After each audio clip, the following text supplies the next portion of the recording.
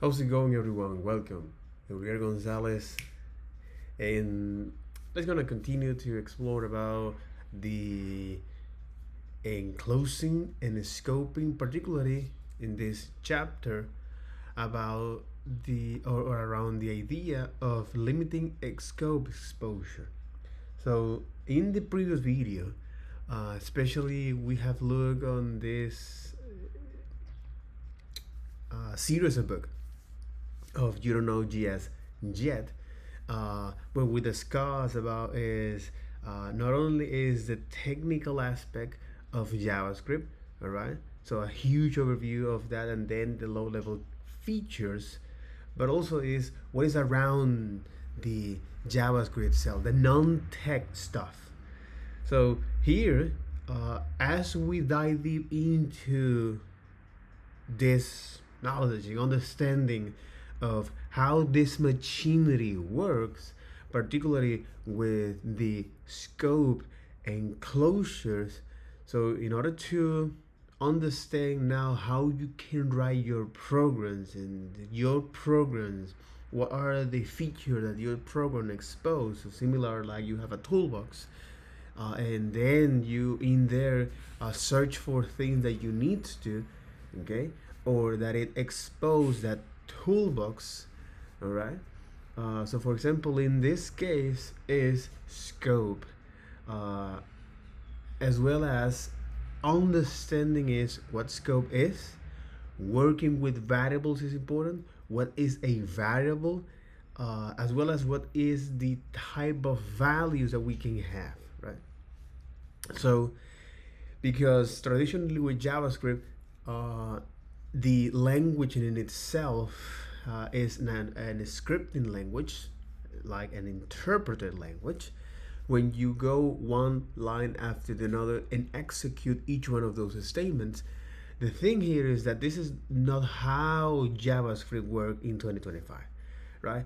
And that is because when you look at the observable behavior, especially when it analyzes now, or when it throws certain errors, so for example syntax errors, early errors, and hoisting, all of this now happens before the code is evaluated, because the intuition of this is an scripted language doesn't match.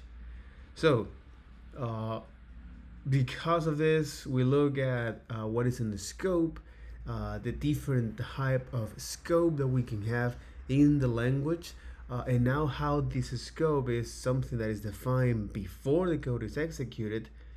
And this is similar of how now a compiler language work when it comes to pass through a series of or a series of stage.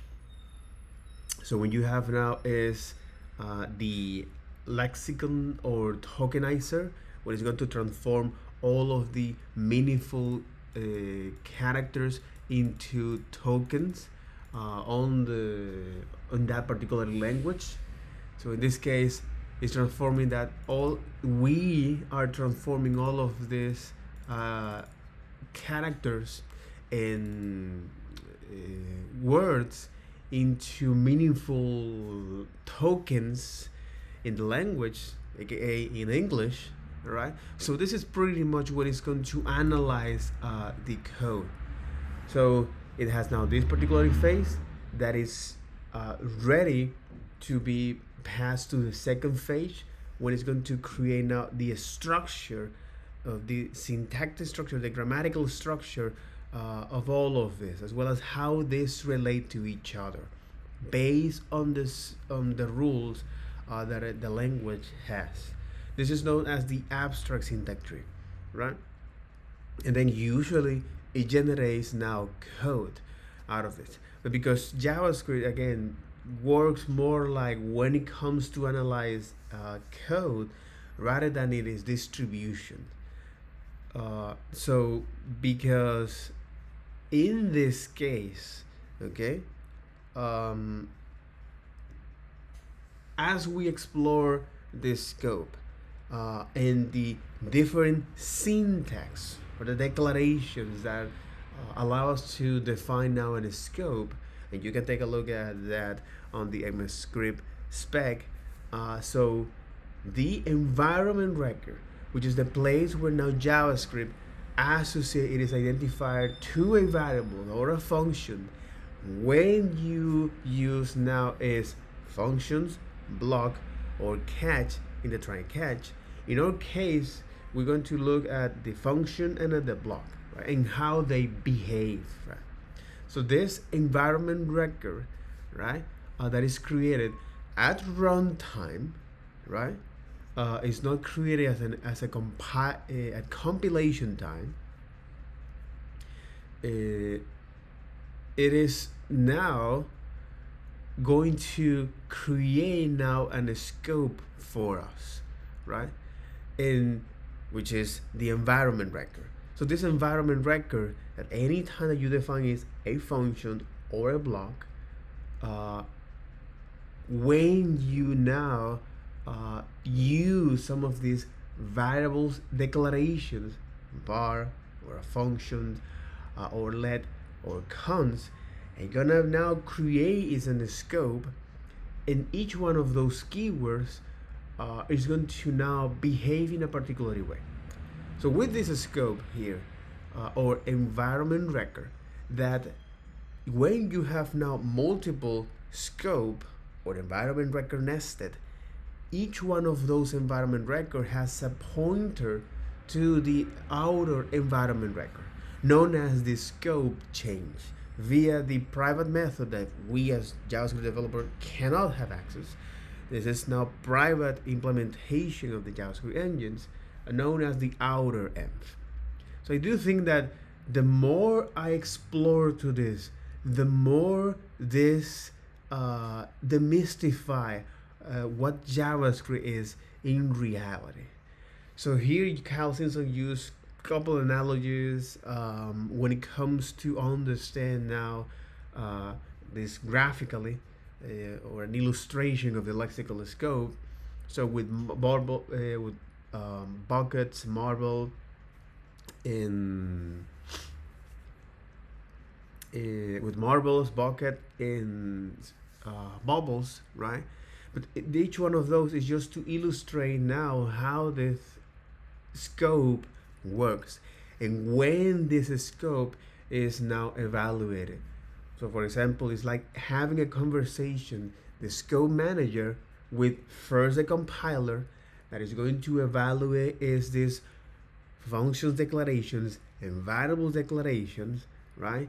And then at execution is going to now is evaluate is the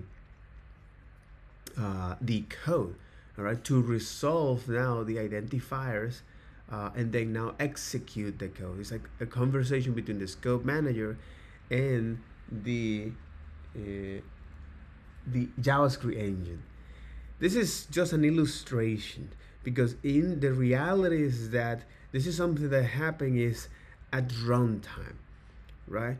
But the illustration here serve now as a guideline of how now the code is being evaluated, is being analyzed, that actually match pretty close to how JavaScript actually is working. All right. So again, because the detail is very specific to JavaScript implementation, but the observable reality is pretty much like this. So I do think that that's quite revealing, absolutely, and especially when as we explore about the function scope, in that this, let me actually take a look at this, the ECMAScript here.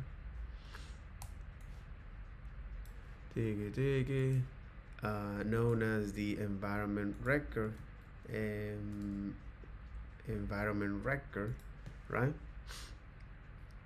So here they're describing is that you have now type of environment records, and it is a hierarchy. Environment record can be thought as existing simple objects hierarchy, where environment record is an abstract class with three concrete subclasses.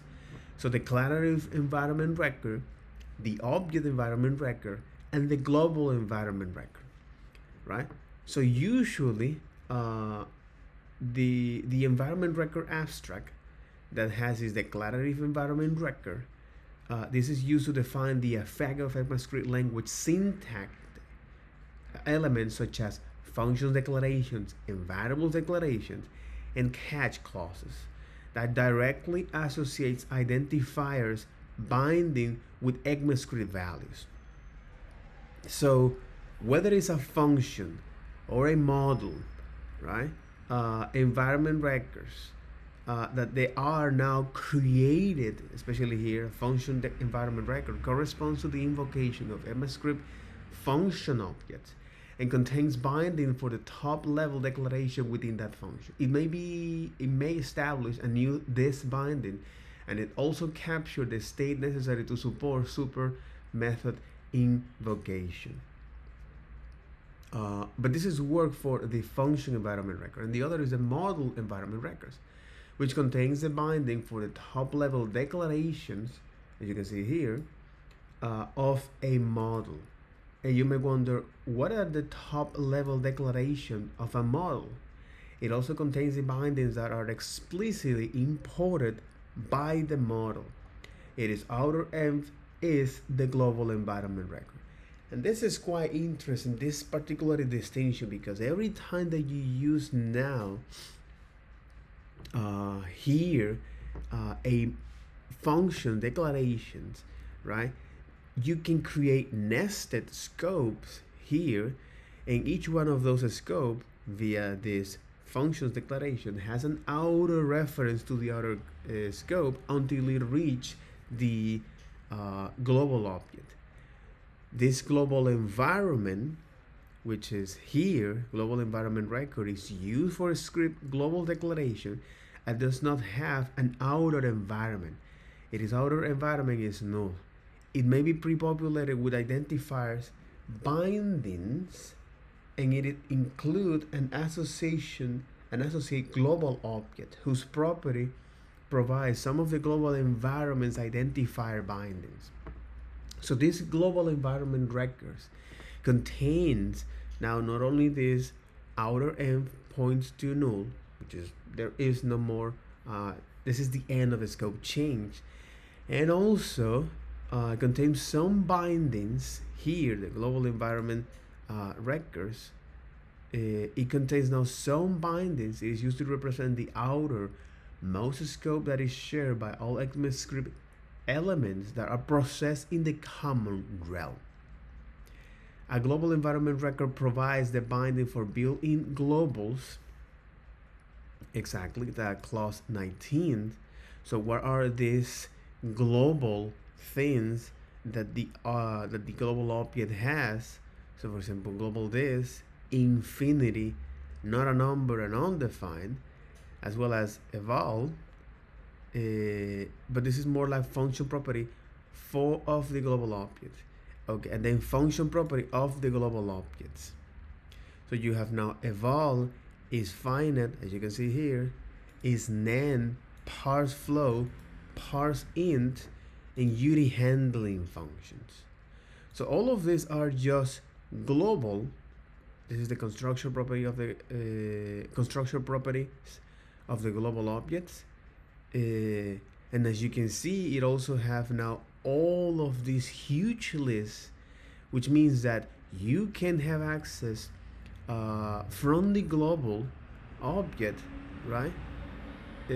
Which is all of these identifiers: array buffer, booleans, finalization registry, internationalization, map, number, promise, proxy, regular expression, set, string, syntax errors, U internationalization 8, U internationalization 32, weak map, and other property of the global object, which is atomics, JSONs, math, and reflect.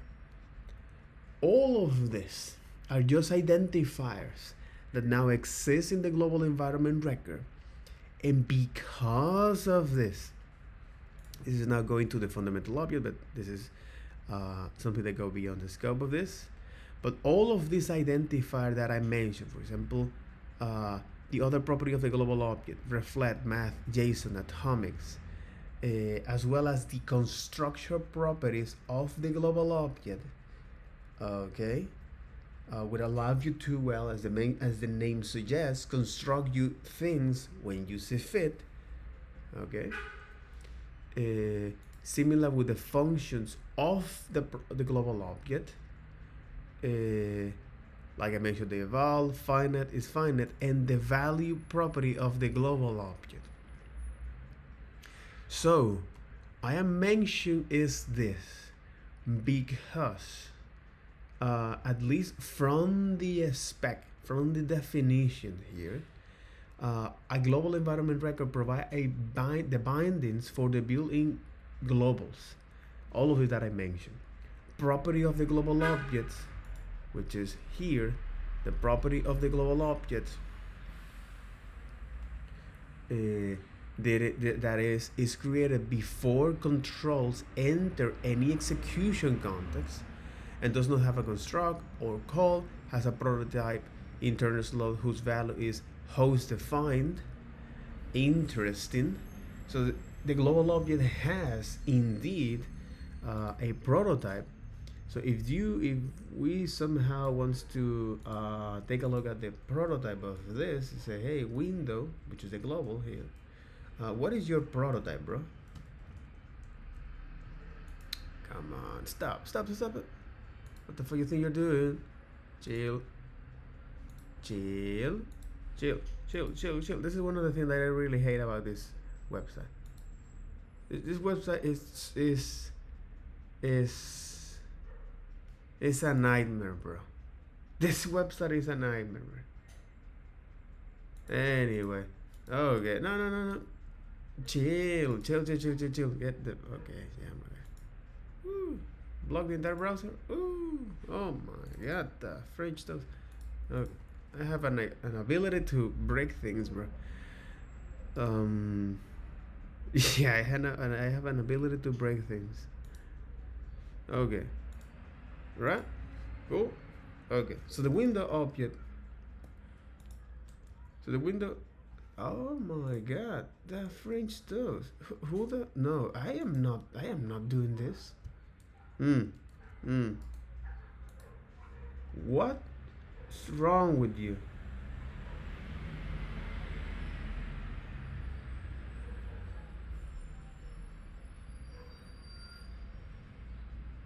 Okay. Chill. Now I'm gonna do this. No? Oh my god. You know what? It's okay. It's okay, pal. It's okay, pal. Live it. Yeah. Jesus. It's okay. No problem.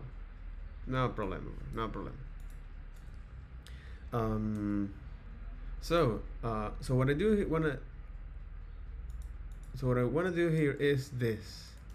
Hey, window, I do want to know is what is your prototype?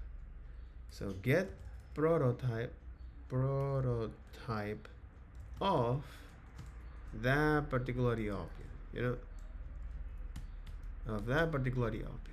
And this is something that now are defined by the host environment. It now has a reference to the function constructor and the window product properties here.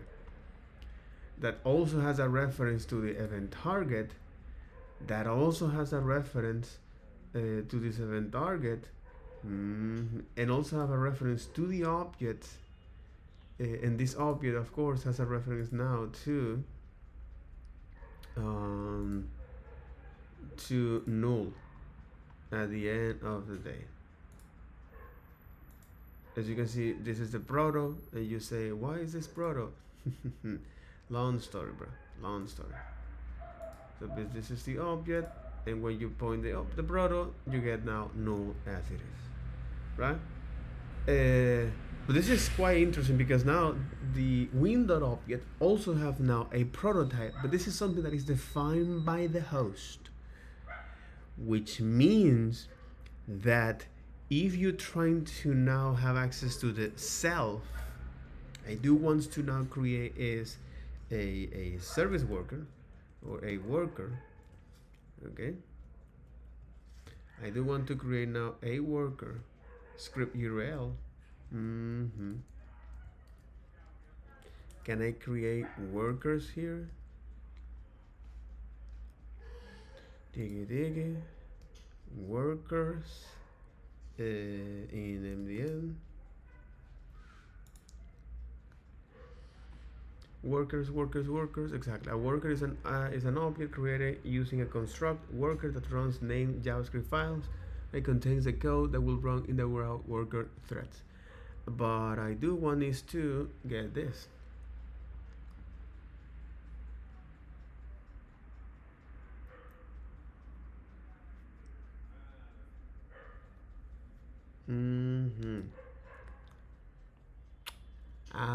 Okay.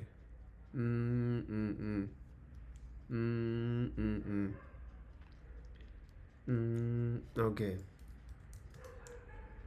It's because you need to import is a file to this to say, hey, this will be now processed in the background. That makes sense. That makes sense. That makes sense.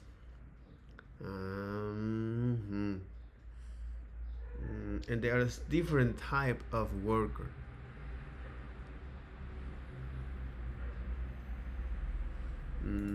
Basic example of the worker. For example, here, you take a look at this, right? You do in fact going to explore this. All right. What is the other one? What is the other one? Yeah, what is the other one, bro? Is the main.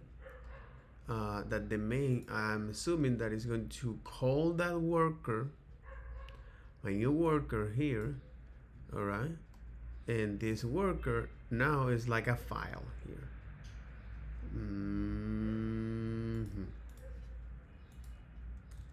So it is possible to create a worker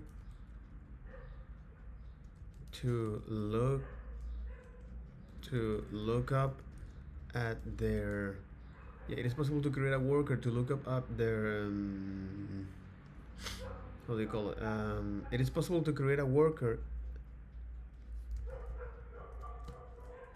to look up it is self variable prototype just for educational purpose.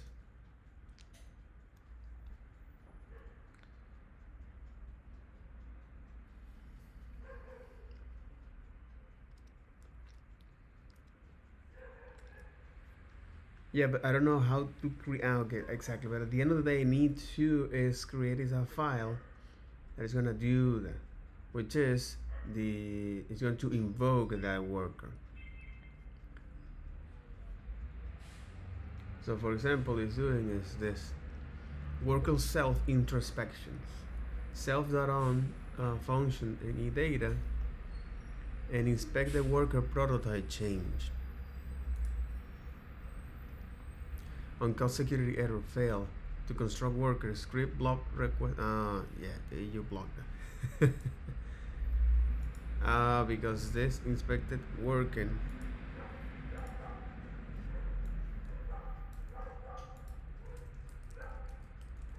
I do think is because the browser is bloody scared about what am I going to do.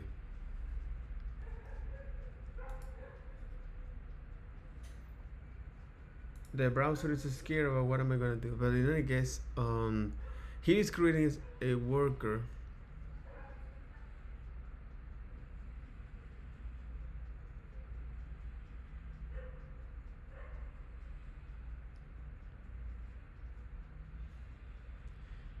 Here is inspecting prototype chains of objects. In here, inspect custom object and inspect show worker code.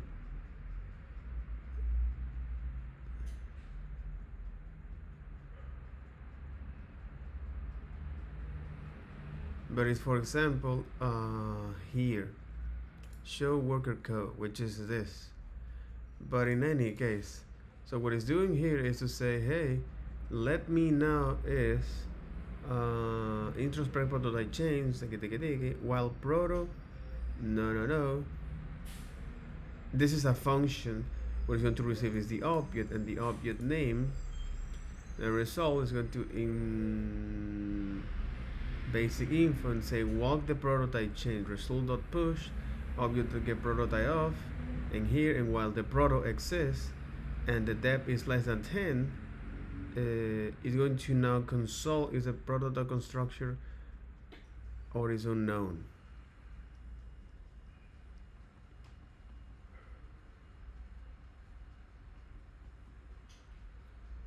Oh, but you hallucinate, bro.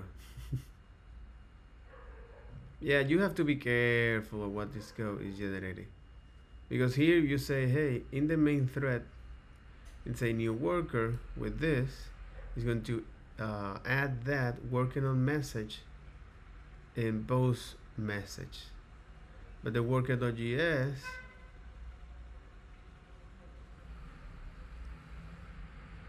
save this file and use new worker here.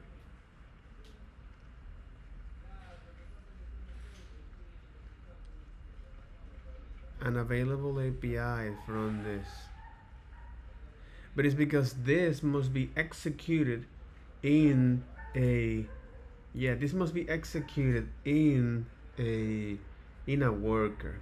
Inspect window objects, event target and object, and then null. So this is, so what I'm doing here is just to inspect is what this global objects and all of these built-in variables it has. So for example, those that are defined by the user host as these spec describe. So the global objects prototype, the internal value is something that is defined by the host environment. And in this case, the browser, this is one of the reasons why the only reality that matters is the web. Okay, based on this spec, it says that it says, hey, I do have something called like temporary and persistent. Then I do have access to something called event target, and this event target allow me to now dispatch events, dispatch, add or remove events, and also I do have is now access to the objects in itself, right? And some of the global property that I can access that I mentioned as well, right? So all of these things that you can have access to. And this is inspecting execution object, right? And the show worker here. Save this file and use a new worker to actually see what is the prototype change as it is. So if you do something like this, right? And if we modify now here the script a little bit, all right, and then we say, hey, you know what I do want is to add is an script, bro. I do want to add a script here with the, I'm just gonna put a name, this source of this. I'm just gonna say, hey, this is now is the worker, right? So worker, I'm gonna call this worker.js. So now it can map that. All right. And by adding this particular file to this, okay. But I don't think it will work. It will render it. Let's go to code pen here to actually test that. Here I want to create now this script here. No, with this. All right, and in the main thread, I do want to have access by calling that. So say, hey, const worker. I just say, hey, new worker, worker here. That's right. So new worker. That is the worker.js. I do want is to put now as it is. All right. And once now I do this, the worker, I should be able to look at that worker, right? Say, hey, this is an object worker. Good. The question is that how can I have access in the main thread to that, right? Well, according to this piece of code, it say, hey, you're going to now is send some data, all right? You're going to now listen. Exactly. You're going to on any message. I do want is to now console log. Okay. And the way you communicate with this particular environment that runs JavaScript is via this. Okay.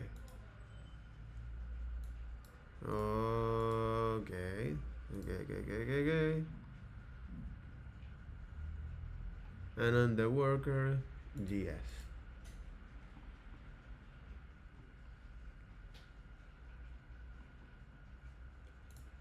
What if I want to take a look at the version 1 of this code, which is a worker code? Create a worker code as a blob.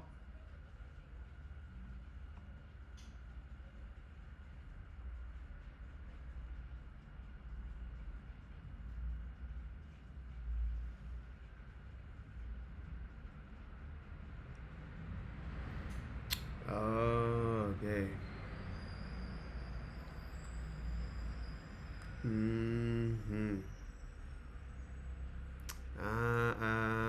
Okay, so this is now creating as a worker on the fly here. Exactly, it's creating a worker on the fly. Terminate and create a new worker, but based on click. Okay, so anytime that you create now a click, you hold a reference to the worker here. This is the worker code. Holy hell, is injecting this code. Okay. Okay, holy hell. Okay. Yeah, that's right. Holy moly, bro. Holy moly, bro. There you got it. Okay. Good. So if I do now this instead of this, right?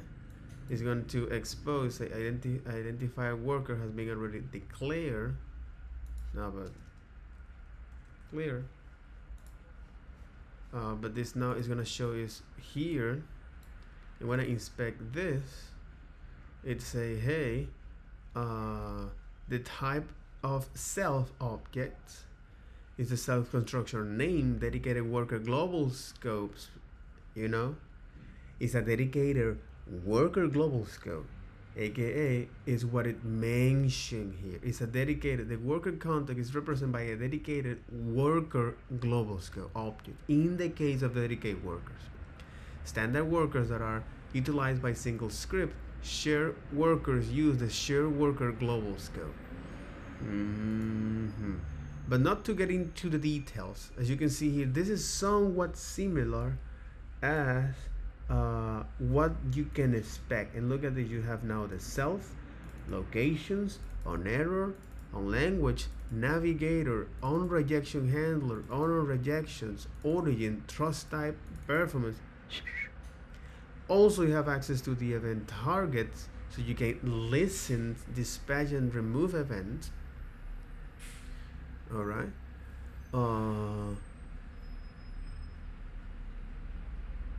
But this, and also the available APIs, well, this is according to him, and not available as expected. Window document, local storage, and alert. Well, you may wonder is like, how do we know that this particular environment, all right, is what it's describing here? So by looking is also at the workers, which is part of the HTML standard. That's interesting. Now he's describing is this and how you can create your own. Okay, the worker file is then this, which import the file filter.js as it is, as grayscale, and share workers introductions.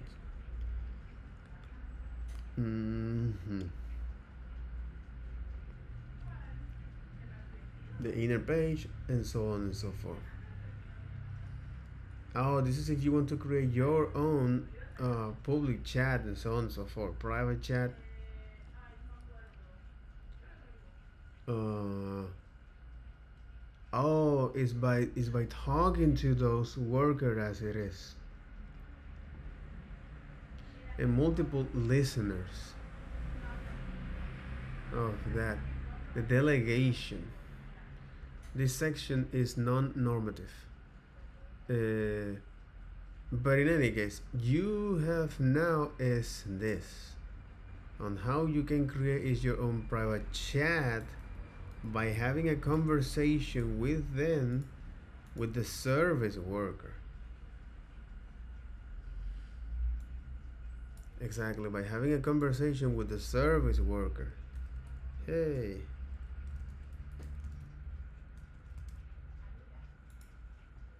Public chat. So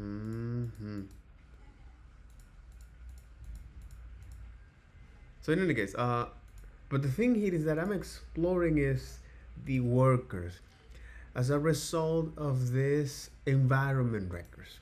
So this environment records, which is now is a hierarchy. You can think of this as as a class that now define is certain objects and properties that you build in properties and object here, and that makes a ton of sense. And the question is that why do I hit the brake here? Because when you now evaluate is the execution context, is the environment records. All right, so this environment records, especially from the global environment records, right, that they are now is defined by the host environments. All right, as you see, some of those properties are defined by the host environments, and some of them contains now what we saw as it is. So for example, global this, infinite, global properties, the constructor properties of the global object, and that is the array map, boolean, data view, date, big int, so on and so forth. That makes a lot of sense. That makes a ton of sense. Iterator, map, number. Okay. Okay. All right. Okay. So once we look now at this, at this function scope and block scope and how they behave and how they behave, especially with put now, var and let, and when you have now identified with the same name, which is known as indifferent nested scope, which is when shadowing happens, in how, for example, when you are now looking at other implied scope like the parameter scope, that's also something that can happen, as makes a lot of sense, as well as the yeah, as well as the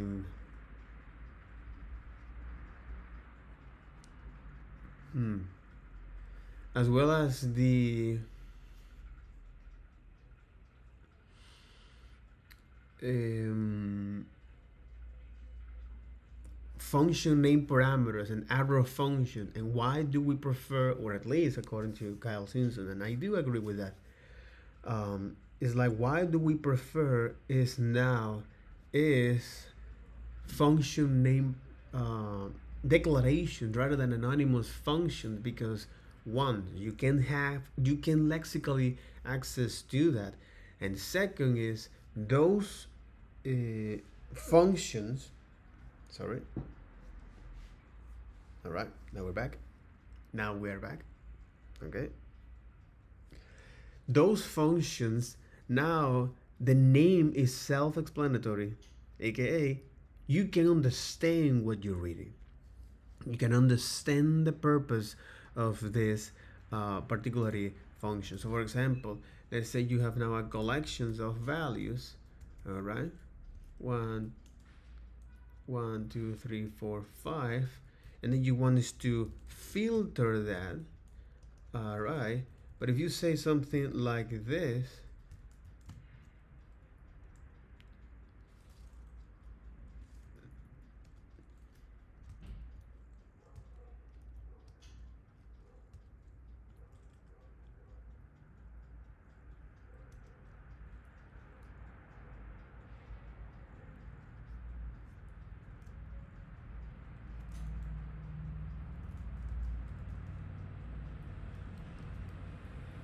uh, you may say, well, what the French stuff, if you understand what this particular operators are doing, you say, okay, now what it's doing is to get only the odd numbers, right?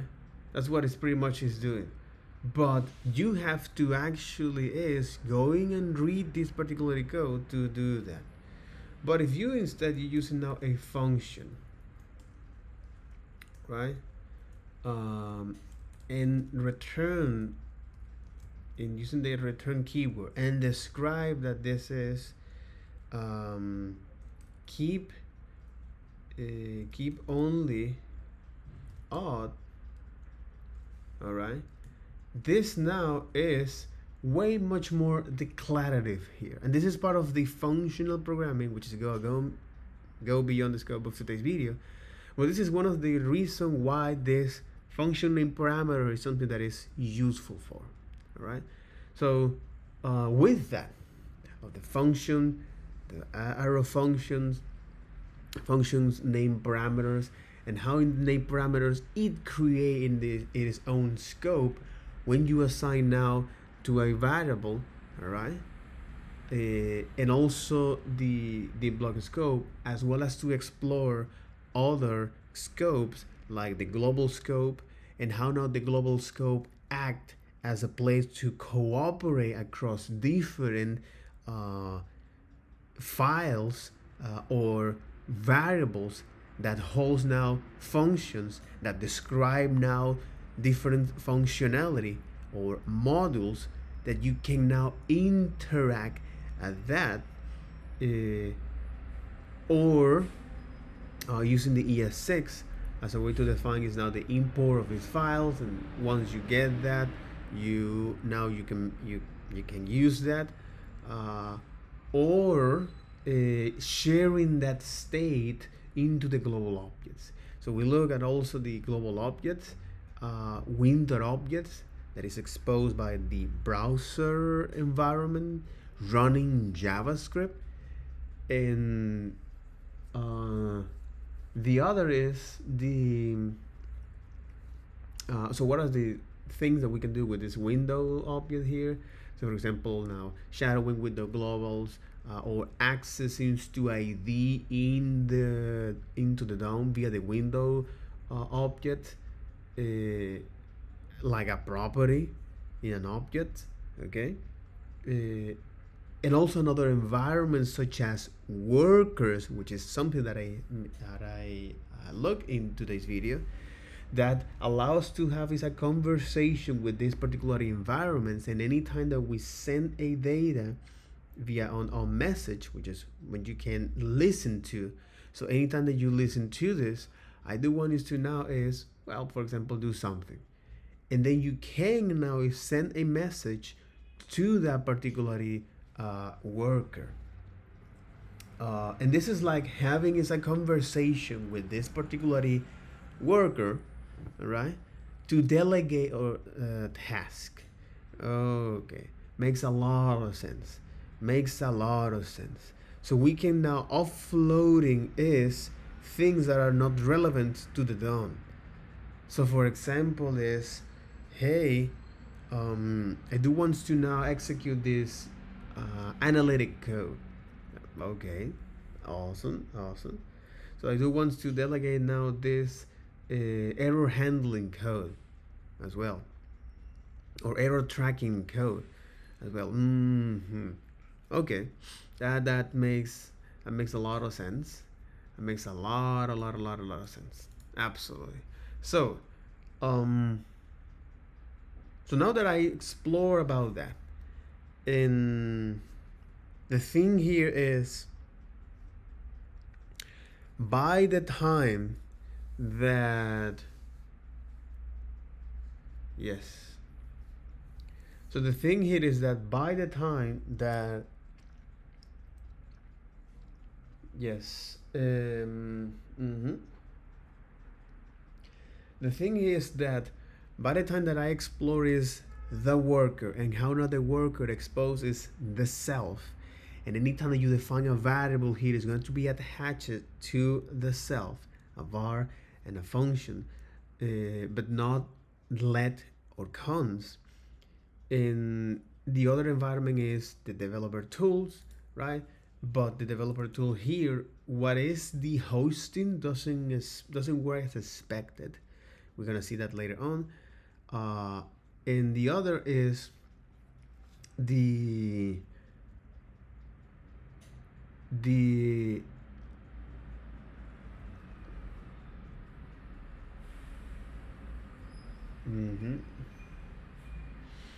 and the other is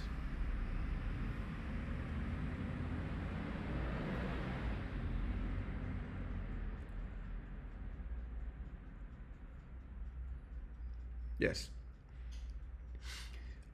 The other is the other environments, the other global scopes are the ES6 models that is describing here elegantly.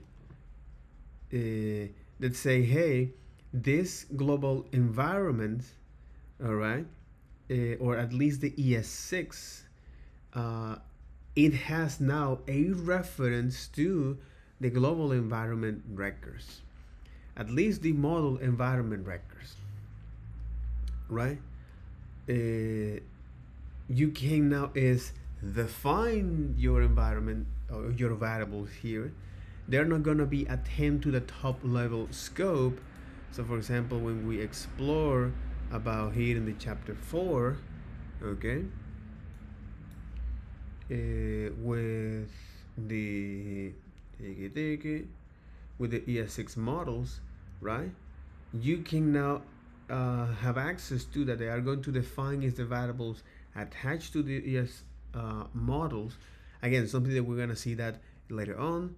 And the other is now with Node. So Node environments also now they don't work as we might think. So the model here in Node actually behave like an enclosing function scope. So I don't want to further or going too much into the detail here.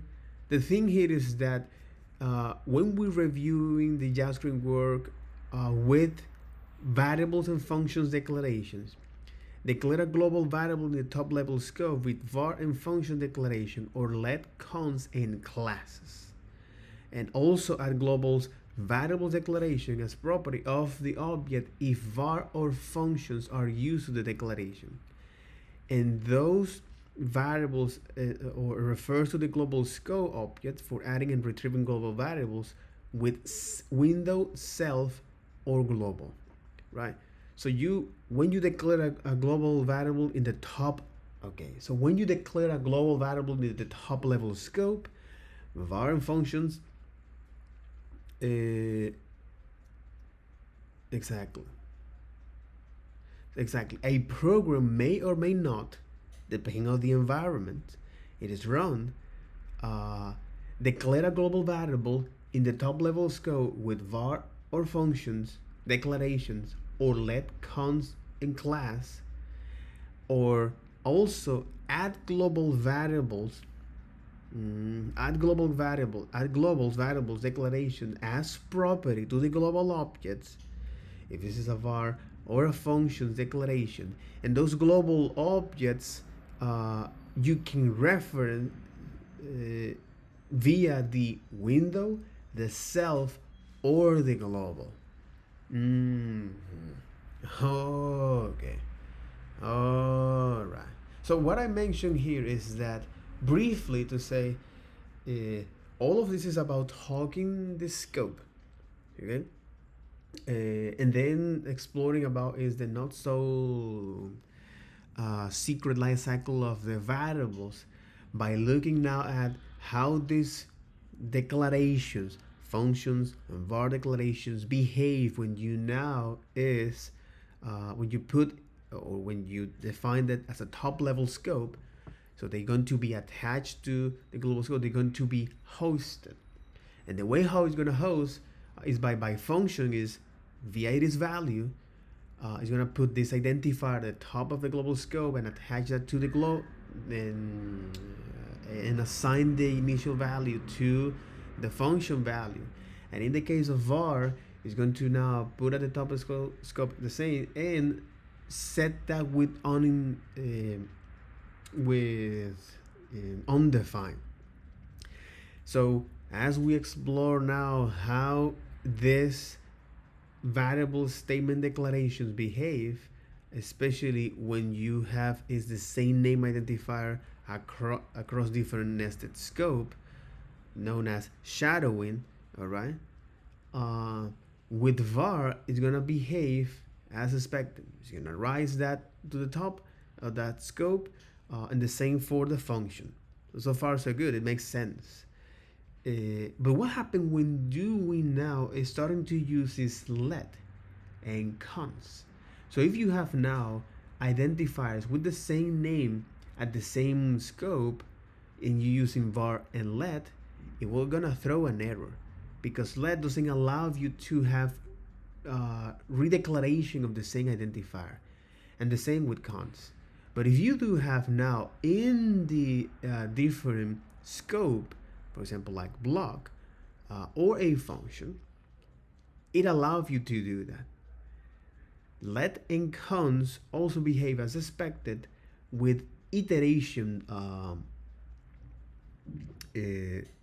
syntax. So while, for, of loops, for in, except const with the for traditional loop, right? Because at the end of the day, it's like you're trying to reassign a value to a const, which is something that you can do.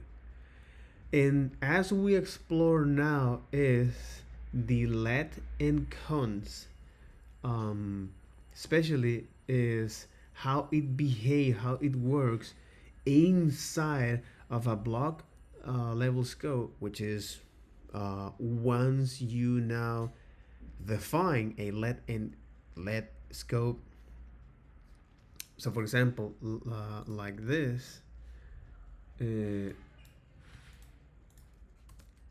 if true, so once you define this, it's a var, let's say you do something like this, console log is greeting, and you may wonder what is greeting. Well, something that I define later on to say hello. So what will be the expected behavior here? Well, because var at the end of the day is gonna be hosted, all right? It turns out that this is gonna be hosted is at a function level but because this is not a function level, it's going to host at the global scope, at the top global scope, which effectively at this moment we're going to give you now undefined, and then it's going to be assigned that value. And that's exactly how it works as intended, right? But when you use now let or const, okay, the things change. The behaviors of this block now change. So let and const say anytime that I am in a curly braces, okay, this identifier that I'm referring to must follow these scope rules, which is you can redeclare that, all right? But what happens if I want to reference that? What happens if I want to reference that has appear the first declaration? It entered now into a reference error, unlike the var, where it say, hey, in this case, I do not have access to this, right? The variable exists, all right, but this cannot, it say cannot access greeting before initialization. It doesn't tell you that the variable doesn't exist. It tells you that this is known as the temporal dead zone, right? This is something that happened also for var, but in the case of let and const, this is an observable behavior here that we can look. And if you want to now mitigate this, these kind of errors, you can always put that at the top of that particular scope and then now access to it if you want. So what am I mentioning here, and why do we have now let and const behave in this way and not with var? And why wouldn't the TC39 commit say, hey, you know what, for consistency, let's go to now maintain the behavior of var with let, and let only const, which that makes a lot of sense, to say, hey, this, if you define this as const, all right, this makes a lot of sense to not host it that, and then somehow is not hosted that with this undefined value, and then later on initialize that with this value. That's not how constants work. But it turns out that the TC39 say, hey, if this is work for const, this will also work for let, because this is how we implement this, so therefore deal with it. So this is just to understand this particular nuance. Again, part of the self-explanatory or to explore about the reasoning behind what it's doing here with the greetings or with this variables reference and so on and so forth. But I am mentioning is this, all right? Because if you want is to now create not only secure applications, but also avoid some foot guns that yeah, if you want to avoid some foot guns, all right, there is some particular concept in software engineering that is relevant to security for that, for the principle of least privilege, would say is that, hey, for the high level architecture system design, if a particular model expose and connect with the bare minimum with another, when one of them misbehave or fail, it won't compromise is the overall system, right? And this is also part of the security as well, which say, hey, this is now the security in terms of, this is now the security. Yep. This is now the security approach or philosophy, standpoint. So Max Moxie Marlin Spike actually described which is the founder of Signal, an end-to-end encrypted application that is heavily on privacy and stuff like that. But it turns out that because at the end of the day, there are two particularly approach when it comes to security. One of them is to preventing access, which has shown that is losing its strategy. You can take a look at some of the security analysts that say, hey, you can take a look at these security analysts, where and not only that what they say, but also what they show, and even in the internet there are some accounts that expose is this data breaches, okay, and this happens a lot. It's pretty wild how this happens, especially here in Argentina. Oh my God, it's like it's mining.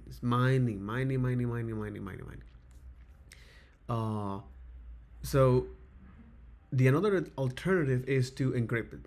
So encrypt your communications, your data, so that no matter whoever is going to access to that, it can understand that.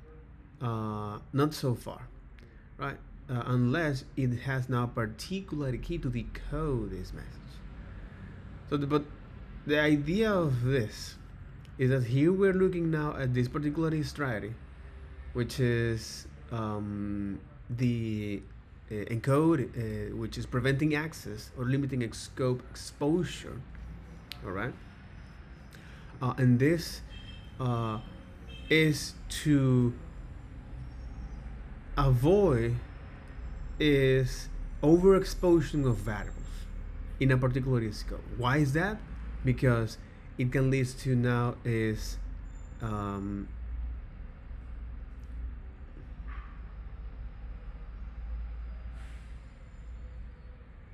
it can lead now to it can lead now to the name collision issues, all right, as well as unexpected behaviors. Because, for example, if you now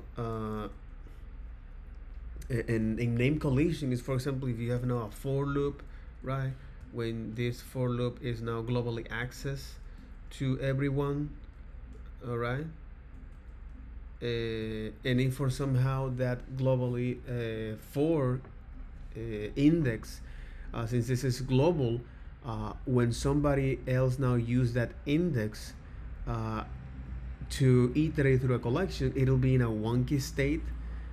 The other is the unintended or unexpected behaviors. If you for somehow not specify, which is what is describing here, okay, if you don't specify or you assume that your array, okay, contains all numbers, okay,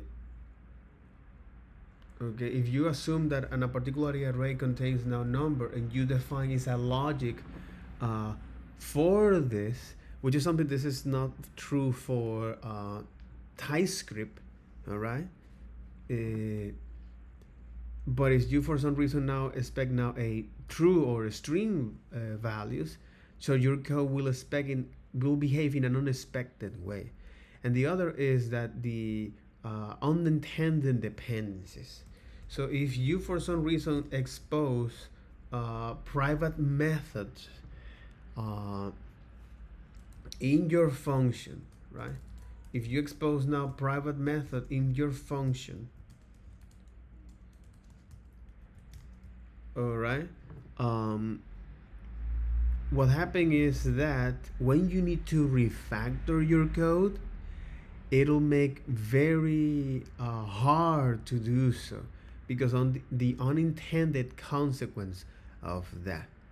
So all of this is just to only serve as just to present a case when it comes to now working with function scope, and how you can now wrap the function scope with this functionality, right? A good example of this is the factorial with the catch, and the other thing is with the counter in itself, all right?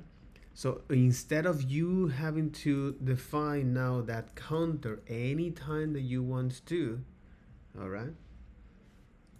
So for example, you can define as a counter, all right? Here, and then you say now, well, this will be the counter, or you can expect to receive now a counter, right?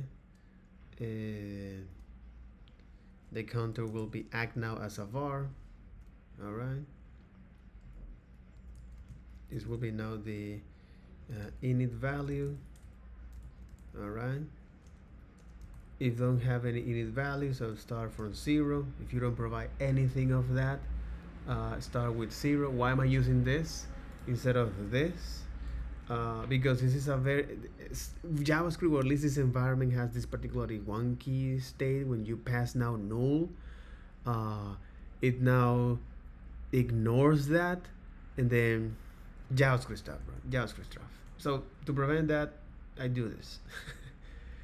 You can actually take a look at that, but I don't want to show you in today's video.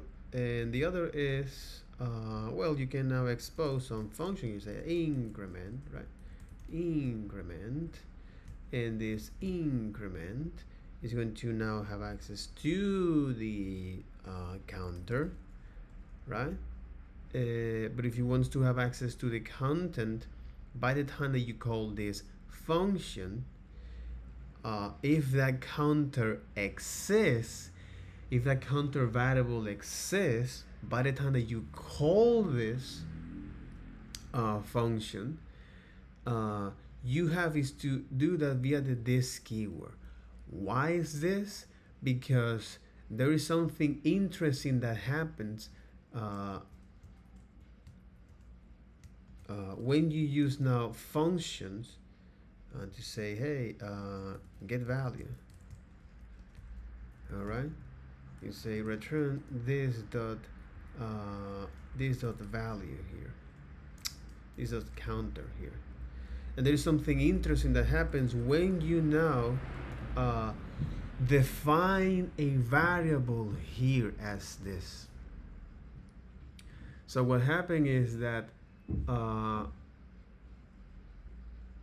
again, this is something they're gonna see that later on in this video, or in other videos, in future videos. But once you expose this, right, the get value as it is, right? So because it might be quite annoying to say, hey, counter function here, to say, hey, anytime that I going to create now a counter, I can say is say, hey, function, say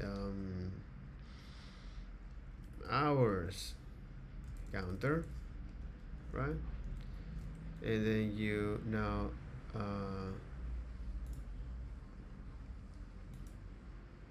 if you don't pass any value, it's going to evaluate that, and then you haze hours counter. And then I want to now is called the increment as it is, and then now take a look at the value here. Just get value, all right? And you say, hey, I get an error from this because there is some token error, the syntax error at line 13. 1 2 3 4 5 6 7 8 9 10 11 12 13. Oh, it's because I do want is to pass as a reference, not round ago.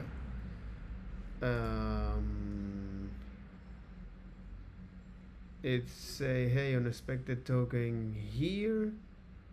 Oh, because we are now shadowing is that. Okay. Yes, we are shadowing is this. So what we can say here is to handle counter, right?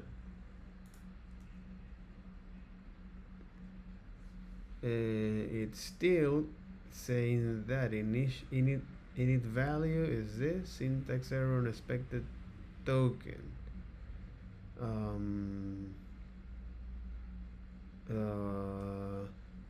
Handle counter init value var counting unexpected syntax error is unexpected token at var counter. But line 18 is here. Exactly. It's because it's this, right? There you go. So there is actually no need to do this because it will work as expected, but it gives you now because you override that behavior. So that's what you need to say. Hey, handle counter and there you go. It say it's not a number.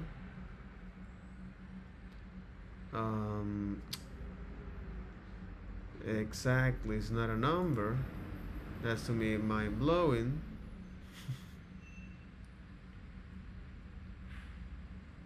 It's not a number.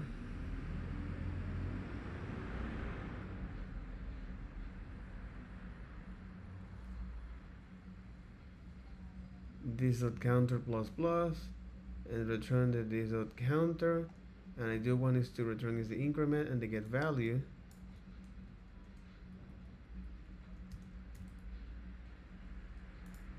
Okay.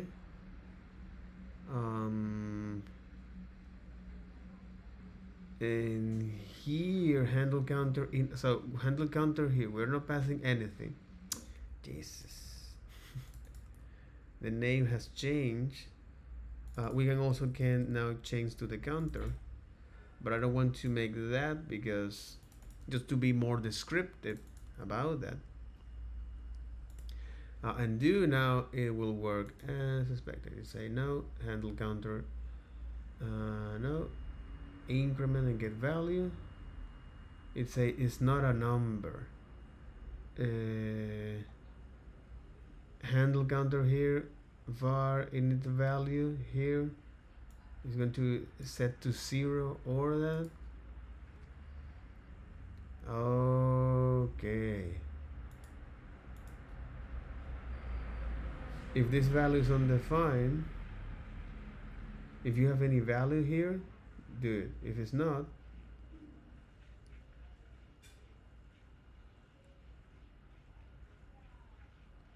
and this initial value doesn't have any value here, but it's interesting because it's like in a weird state. It's like in a weird state that this initial value, this init value here, it's going to return is the increment and the get value, right? And the counter here is this handle counter here. I'm gonna call it this, and I do want to hold that value here. And if I get that value initially, it said this is undefined. And I do think it's because this how is being evaluated here.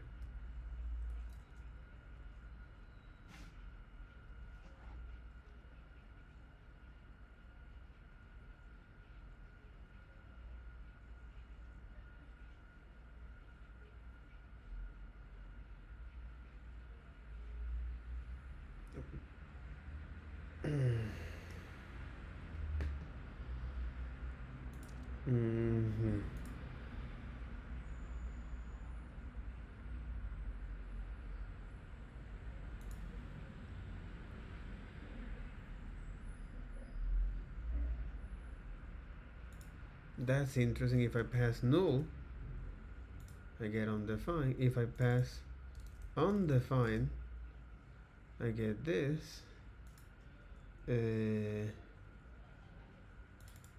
if I pass 0, it's not even taking that.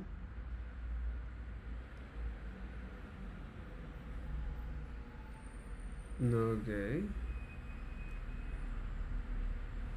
Holy hell, what the handle counter and var counter. Is perhaps increment and get value?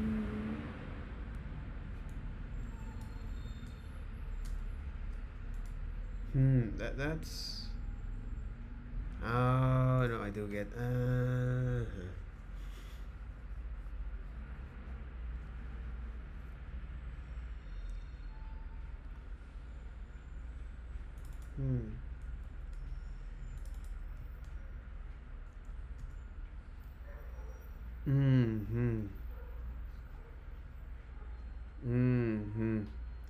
Okay, if I do want to have a reference to this, yes. Okay, if I want to have a reference to this,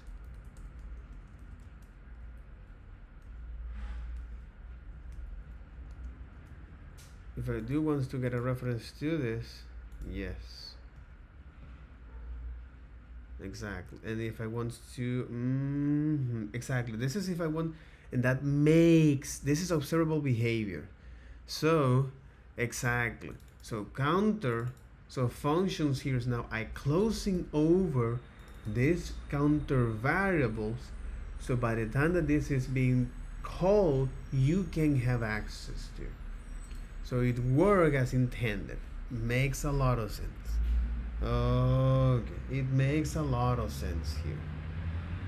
Again, this is the behavior of this. And I don't think this is how it's going to work, or this is how it's going to behave here.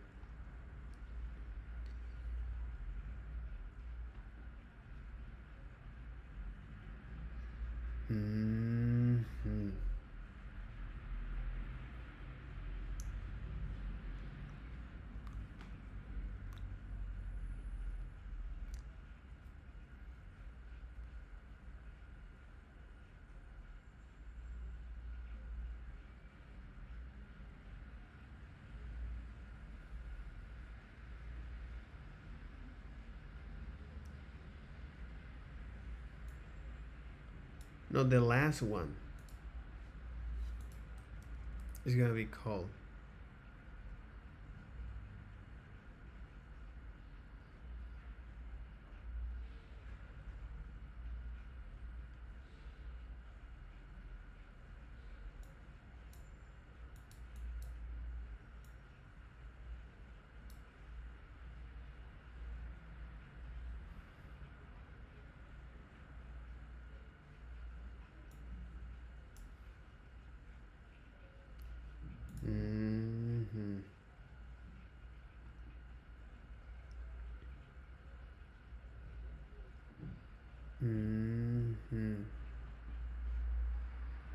So that'll be all for today's video.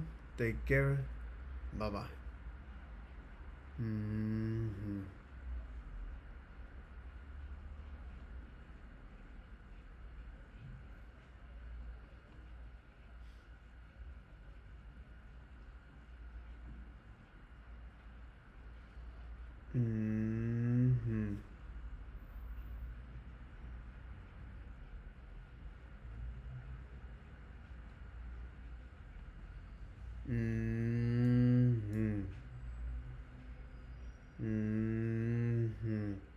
This is if you want to have access to this variable lexically here.